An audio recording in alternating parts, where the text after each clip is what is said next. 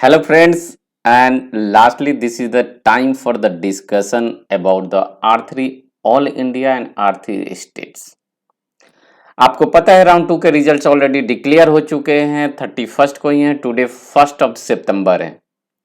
तो अभी आप इस स्टेज में हैं कि आप डिसाइड कर सकें राउंड 2 ऑल इंडिया के रिजल्ट देख के कि आपको राउंड 3 ऑल इंडिया में जाना चाहिए या नहीं जाना चाहिए, या राउंड 3 के रिजल्ट्स को छोड़ के आपको राउंड 3 स्टेट के काउंसलिंग में पार्टिसिपेट करना चाहिए या नहीं चाहिए करना चाहिए, या हमें कुछ ऐसे सीट्स को ऑप्ट करना चाहिए जो कि स्टेट वैकेंसी तक जा सकते हैं और round 3 either all India state से ना मिले।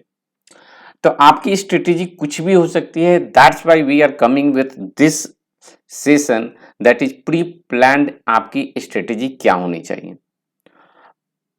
रीजंस बिहाइंड दिस कि एक तो रिजल्ट आ चुका है, दूसरा डिफरेंट स्टेट्स की काउंसलिंग राउंड 2 के ऑन गोइंग हैं और कुछ स्टेट्स ऐसे भी हैं जिनके राउंड 1 के भी अलॉटमेंट्स अभी नहीं हुए हैं कंप्लीट।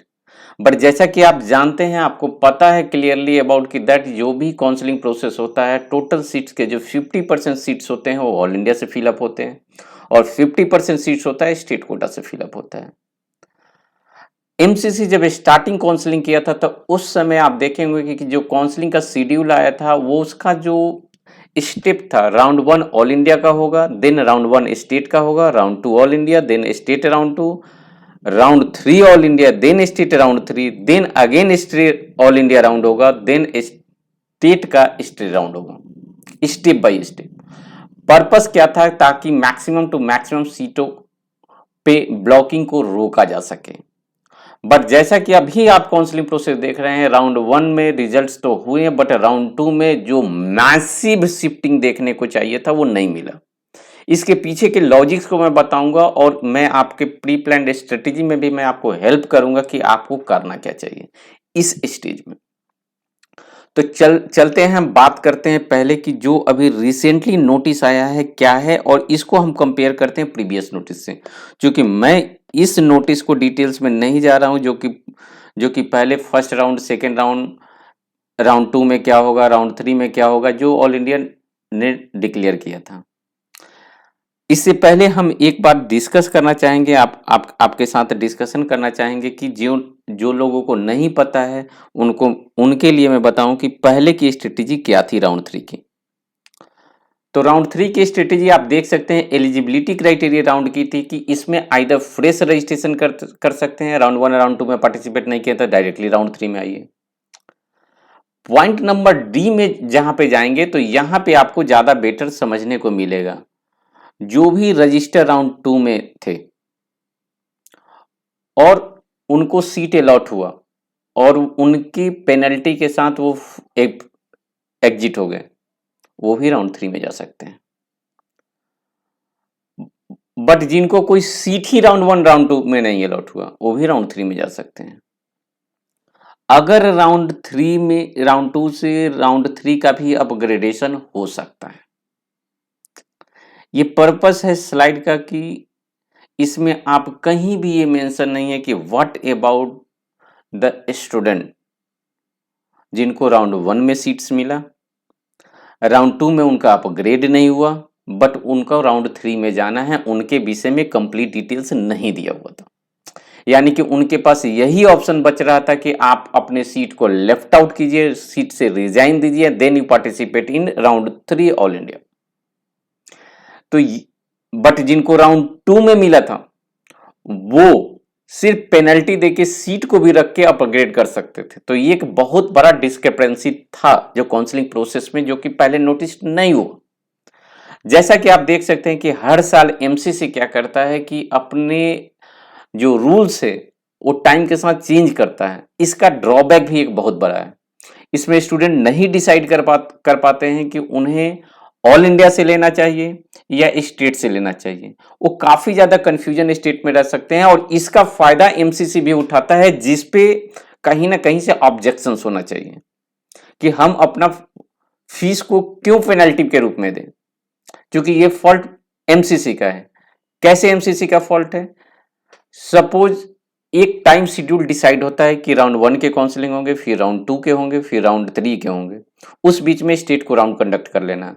अब राउंड 1 ऑल इंडिया के हो गए और बाकी राउंड 2 ऑल इंडिया के हो गए, बट बहुत सारे ऐसे स्टेट हैं कि राउंड 2 अपना जो कंडक्ट कर रहे हैं ऑल इंडिया के बाद तक ले जाएंगे राउंड 3 के। बच्चे कंफ्यूज हो जाएंगे। बहुत सारे ऐसे भी स्टूडेंट हैं जो कि राउंड 2 स्टेट्स के उनके रिजल्ट्स आने वाले हैं, इनके ज्वाइनिंग ऑल इंडिया राउंड 2 के खत्म हो जाएंगे उसके बाद। अब स्टूडेंट का रिजल्ट राउंड 2 इधर भी आ गया, ऑल इंडिया में भी, स्टेट में भी आ गया, अल्टीमेटली सीटेज की ब्लॉकेज रह गई।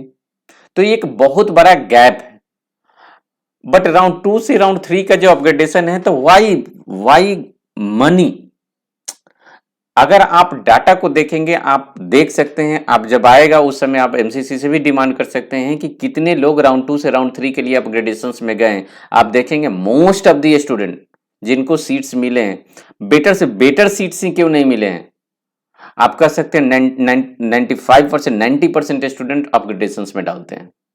बट ये अपग्रेडेशंस के लिए फीस की रिक्वायरमेंट कहीं से नहीं होनी चाहिए, क्योंकि ये counselling process online counselling process है और ये पेनल्टी अमाउंट इतना कम है कि इससे ज्यादा असर नहीं होता है। अल्टीमेटली इससे गवर्नमेंट को बेनिफिट मिलता है, स्टूडेंट को कोई बेनिफिट नहीं मिलता है। और स्टूडेंट क्वालिफाई किया है, अपने मेहनत से क्वालिफाई किया है, अच्छा रैंक जो भी किया है, जो रैंक किया उसके डिजर्विंग जो भी सीट्स मिलता है उसको मिलना चाहिए। अगर अपग्रेडेशन की फैसिलिटी में पेनल्टी की बात तब होनी चाहिए जब एमसीसी नोटिस जो सेंड करता है स्टेट को, और स्टेट एग्री भी होता है कि हम इस बीच में स्टेट की काउंसलिंग कंप्लीट कर लेंगे, आपका जो राउंड होगा उसके बाद के राउंड में मैं भी अपना प्रोसेस कर लूंगा। बट ऐसा नहीं होता है और हर साल ऐसा होता है। और एमसीसी की तरफ से आप देख सकते हैं कि कुछ भी स्टेप्स नहीं लिया जाता है, कुछ भी पेनल्टी नहीं दिया जाता है on the state counselling authority पे, जो कि देना चाहिए या वार्निंग देना चाहिए कि आप ऐसा नहीं कर सकते। एक टाइमलाइन फिक्स होना चाहिए, रिजिड होना चाहिए, बट ऐसा नहीं हो पाता क्योंकि एमसीसी खुद अपना चॉइस फिलिंग का डेट, रजिस्ट्रेशन का डेट एक्सटेंड कर देता है। उम्मीद कर सकते हैं कि फरवरी में जो रिजल्ट्स आया है वो रिजल्ट्स मार्च में कंप्लीट आपके स्कोर कार्ड्स भी अवेलेबल थे आपके पास, और अगस्त में काउंसलिंग प्रोसेस शुरू होता है। और इस बीच में एमसीसी इतना भी अपने टेक्नोलॉजी को डेवलप नहीं कर पाया है कि वो डाटा को बेटर वे में फिल्टर कर सके। और चॉइस लॉकिंग, टेक्निकल ग्लिच, आप अभी जो हाई कोर्ट में केस हुआ था उसमें देखिए, ये सब चीज नहीं आना चाहिए। इतना एक लॉन्ग टाइम मिला, डिजिटल इंडिया है, यहाँ पे ऐसा नहीं होना चाहिए। फिर भी काफी हद तक एमसीसी ने सुधार किया है, दैट ये एप्रिसिएशंस की चीज है, बट और भी होना चाहिए। इससे स्टूडेंट के बीच में अंतर नहीं पड़ेगा। मैं डिटेल डिस्कशन करूंगा। डिस्कशंस का पार्ट ये है, चूंकि यहां भी कहीं ना कहीं दिक्कत हो रहा है, क्योंकि एमसीसी चॉइस फिलिंग का डेट कर देता है, रिजल्ट का डेट एक्सटेंड करता है, उसको देख के स्टेट भी बढ़ा लेते हैं, स्टेट बढ़ा लेता है, कुछ नहीं होता। यानी कि जितने भी सारे स्टेट के राउंड 2 कंप्लीट हो जाना चाहिए, उसके बाद ही ऑल इंडिया का राउंड 3 करना चाहिए। चलिए अब हम बात करते हैं कि जो अभी रिसेंट नोटिस आया है वो क्या था, तब हम समझा पाएंगे डिटेल्स में इस रिगार्डिंग की क्या है। यहां पे आप देखेंगे कि ये competent authority, who is the competent authority, don't know, किनके कहने पे ये बार बार डिसीजन चेंज होता है, डोंट नो। बट ओवरऑल इस जो 1 तारीख के 31 का नोटिस दिया है, बट साइट्स पे 1 तारीख को आया है, आज आया है, इसमें दिया गया है कि अपग्रेडेशन की फैसिलिटी राउंड 2 से राउंड 3 में किनको मिलेगी। राउंड 1 में जिनको अलॉट हुआ वो फ्री एग्जिट हो गए थे, वो भी कर सकते हैं, बट वो विलनेस दिए होने चाहिए। राउंड 2 में फ्रेशली उनको अलॉटमेंट मिला, वो भी अगर विलनेस देते हैं अपग्रेडेशन के लिए, उनको भी मिलेगा। फ्री एग्जिट राउंड 1 में हुए थे, वो भी डायरेक्टली राउंड 3 में जा सकते हैं। राउंड 1 या राउंड 2 का जो भी मिला वो सेटिस्फाई है तो पढ़ाई शुरू कर दे, नहीं सेटिस्फाई है तो विलनेस दें अपग्रेडेशन के लिए। यानी कि जिनको भी चाहिए उन सबको अलाउ किया गया है राउंड 3 में। अब अभी जो ये नोटिस आया है, इसमें मनी के रिगार्डिंग में कोई भी डिस्कशन नहीं हुआ है।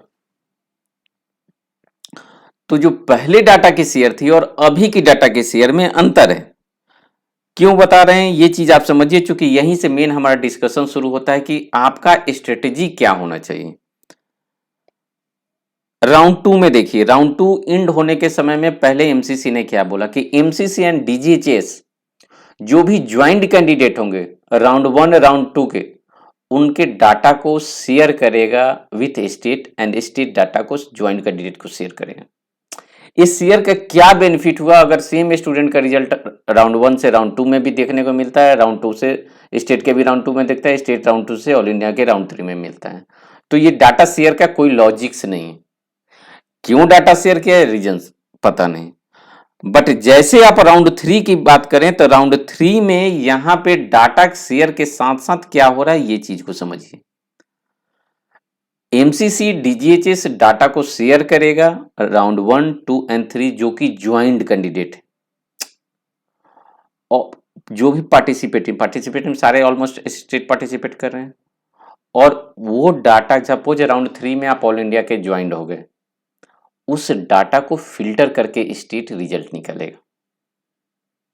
But what about round 3? Round 3 अगर स्टेट से ज्वाइन कर रहे हैं तो आपका डाटा को जो फिल्टर होगा उसका यूज होगा stray vacancy of all India में, यानी कि डाटा की जो फिल्ट्रेशन होगी कि आपको सीट मिलना चाहिए या नहीं मिलना चाहिए, ये होगा राउंड 3 में। तो टिल नाउ अगर आपकी स्टेट की राउंड 1 हुई है तब भी आप उसको पार्टिसिपेट कीजिए, राउंड 2 के हुए उसमें भी पार्टिसिपेट कीजिए, क्योंकि आपका डाटा को फिल्टर नहीं किया जा रहा है। टिल राउंड 3 आपके स्टेटस को अपडेट किया जा रहा है कि आपने ज्वाइन किया है, बट ऐसा प्रिवेंशन अभी तक नहीं किया गया, जैसा कि आप नोटिस में समझ सकते हैं कि हाँ अगर आपको अलॉट हो गया राउंड 2 स्टेट में तो राउंड 3 ऑल इंडिया में नहीं जा सकते, ऐसा कुछ मेंशन नहीं है, सबको अलाउड है। राउंड 3 स्टेट की बात करें तो ऐसा नहीं मेंशन है कि राउंड 3 ऑल इंडिया में मिल गया तो स्टेट में नहीं मिलेगा, क्योंकि यहां पे ये मेंशन नहीं किया गया कि क्योंकि जब तक आप ज्वाइन नहीं करेंगे तब तक आप स्टेट में जा ही सकते हैं। यानी डाटा की फिल्ट्रेशन तब होगी जब राउंड 3 का रिजल्ट आ जाए और आपको वो ब्रांच मिला है उससे आप ज्वाइन करें, अलॉटमेंट के लिए बात नहीं हो रही है। तो आपका जो इस स्टेज पे स्ट्रेटजी होना चाहिए वो होना चाहिए कि आप स्टेट के राउंड 2 में जो पार्टिसिपेट कर रहे हैं बिल्कुल कीजिए। अगर आपको ऑल इंडिया से डीएनबी से मिला है सीट तो आप उसको ज्वाइन कीजिए, क्योंकि आप तो अलाउड हैं राउंड 3 के लिए। और राउंड 3 के रिजल्ट के बाद आप डिसीजन लीजिए कि आपको कंटिन्यू कहां करना है, क्योंकि टिल राउंड 3 ऑल इंडिया में भी आप अलाउड हैं, स्टेट में भी अलाउड है। अंतर बस इतना ही है, सिर्फ और सिर्फ इतना ही है कि राउंड 3 में अगर वो आप राउंड 3 में ज्वाइन नहीं करते हैं ऑल इंडिया रिजल्ट होने के बाद तो आपके सिक्योरिटी मनी है वो काट लिए जाएंगे। तो सिक्योरिटी मनी काट लिए जाएंगे, सिक्योरिटी मनी डिडक्ट कर लिए जाएंगे, इससे आप स्टेट में नहीं जाएंगे ऐसा मेंशन नहीं। Allotment is different thing. क्यों ऐसा मैं बोल रहा हूं? पहले मैं ऐसा नहीं बोलता था, पहले मैं बोलता था डिफरेंट थिंग, अभी मैं थोड़ा सा सिचुएशंस को देखते हुए चेंज कर रहा हूं। रीजंस बिहाइंड दैट कि जब डाटा की फिल्ट्रेशन नहीं हो सकती है तो आपके अपने रैंक के अकॉर्डिंगली बेस्ट चूज करने का अधिकार है। आप डेफिनेटली वेट कीजिए, आप स्टेट से मिलता है तो स्टेट से लीजिए। यानी कि टिल नाउ आपके पास जो मेरा मैसेज है वो है कि अभी राउंड 2 ऑल इंडिया के रिजल्ट आए हैं, आपको लगता है कि राउंड 2 ऑल इंडिया में जा सकते हैं, आप उसको ज्वाइन कर लीजिए, अपग्रेडेशन में राउंड 3 के डाल दीजिए, तब तक आपके स्टेट के राउंड 2 हो जाएंगे। रिजल्ट्स आएगा, अगर लगता है कि यहाँ पे है तो उधर से छोड़ दीजिए, आपका फीस ही तो माइनस होगा और क्या होने वाला है। क्योंकि राउंड 3 के बाद अगर आप छोड़ते हैं तो आपको पता है केवल फीस हटा के तो दे रहे हैं, ठीक है। तो ये स्ट्रेटेजी अपनाना चाहिए। अभी तक ये क्लियरिटी यहाँ पे नहीं हुआ कि व्हाट अबाउट द डॉक्यूमेंट्स, कि राउंड 2 में आपको मिला है, राउंड 2 से राउंड 3 ऑल इंडिया अपग्रेड कर रहे हैं, बट डॉक्यूमेंट तो आपका अगर मान लीजिए अलॉटेड इंस्टीट्यूशन में रात जा रहे हैं जमा है, उस केस में क्या होगा ये मेंशन है, क्योंकि यहाँ पे सिर्फ और सिर्फ सिक्योरिटी डिपॉजिट की बात की गई है कि सिक्योरिटी डिपॉजिट आपसे रख लिया जाएगा, ठीक है।